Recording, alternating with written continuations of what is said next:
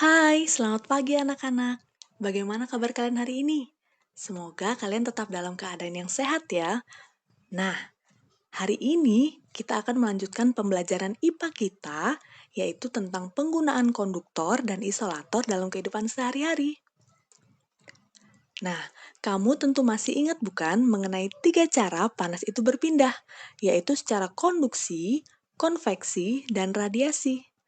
Nah, perpindahan panas secara konduksi yaitu perpindahan panas yang memerlukan zat perantara untuk membantu mengalirkan panas dari sumber panas ke benda yang lain. Ternyata ada perantara yang dapat menghantarkan panas dengan baik dan ada pula yang tidak. Apa saja itu? Yang pertama, ada konduktor. Konduktor adalah bahan yang dapat menghantarkan panas dengan baik, contohnya logam. Misalnya, besi, aluminium, dan tembaga. Yang kedua, ada isolator, yaitu bahan yang tidak dapat menghantarkan panas. Contohnya, kayu, plastik, kain, dan karet. Yang ketiga, ada semikonduktor, yaitu bahan yang dapat sedikit menghantarkan panas. Misalnya, kaca dan silikon. Nah, ini merupakan penggunaan konduktor dan isolator dalam kehidupan sehari-hari. Ini adalah gambar panci. Pada wadah panci, bahan yang digunakan yaitu terbuat dari bahan yang bersifat konduktor, yaitu logam.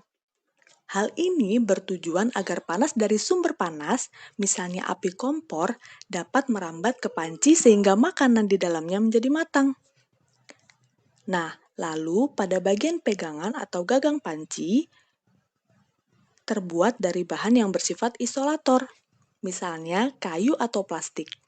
Hal ini bertujuan agar panas dari sumber panas tidak merambat ke pegangan panci, sehingga pengguna dapat memegang tanpa merasa panas. Yang ketiga, yaitu pegangan tutup panci.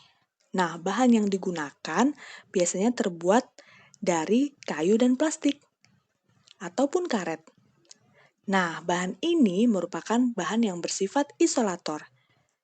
Nah, penggunaan bahan isolator pada tutup panci bertujuan agar pengguna tidak kepanasan saat hendak membuka tutup panci. Nah, ini merupakan contoh benda konduktor dan benda isolator dalam kehidupan kita sehari-hari. Ada wajan, ada loyang, ada sendok yang terbuat dari logam. Nah, ada benda isolator misalnya, ada sarung tangan, ada bakul, dan ada keranjang. Nah, pernahkah kamu melihat benda di samping? Tahukah kamu apa namanya? Ya, benar, ini adalah termos. Mengapa air panas jika disimpan dalam termos dapat tetap panas? Bagaimana penggunaan konduktor dan isolator pada termos? Lalu, ketika kamu menyentuh bagian luar termos tetap terasa dingin, meskipun termos berisi air panas. Mengapa hal ini bisa terjadi? Nah, termos pertama kali diciptakan oleh James Dewar pada tahun 1902. Penciptaan termos berawal dari keinginannya untuk mempertahankan suhu minuman bayinya agar tetap hangat.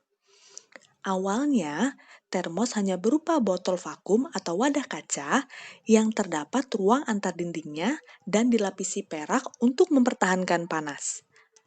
Penutup termos masa kini berawal dari rajutan wol yang dibuat oleh mertuanya yang digunakan untuk menutup botol agar suhu air di dalamnya tidak berkurang. Nah, ini merupakan bagian-bagian termos.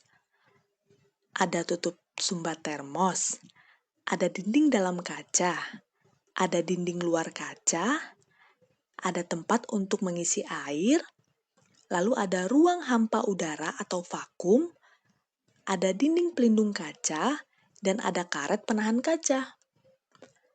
Botol hampa udara merupakan wadah dari kaca yang berdinding ganda dengan ruang di antara dindingnya dikosongkan dan ditutup rapat untuk mencegah agar panas tidak menjalar. Sementara, dinding sebelah dalam botol tersebut dilapisi perak untuk mempertahankan panas. Nah, dinding berlapis pada termos inilah yang berfungsi untuk menahan suhu panas agar tetap terjaga selama beberapa waktu tertentu. Nah, selain kedua benda tersebut, masih banyak lagi benda-benda lain di sekitar kita yang menggunakan konduktor dan isolator. Nah, dapatkah kamu menyebutkannya?